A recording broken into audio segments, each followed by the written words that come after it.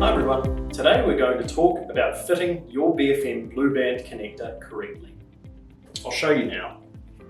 Seat one end of the connector into the spigot, create the kidney shape and push down on the sides so that the connector is sitting within the spigot, and then release to allow the connector to snap into place. It's as simple as that. To remove the connector, simply put one thumb against the cuff and push down and inwards, and then pull up to release the connector from the spigot.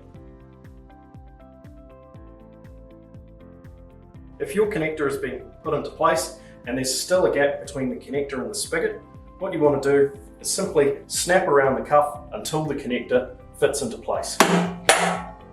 Just like that, the connector will seat itself.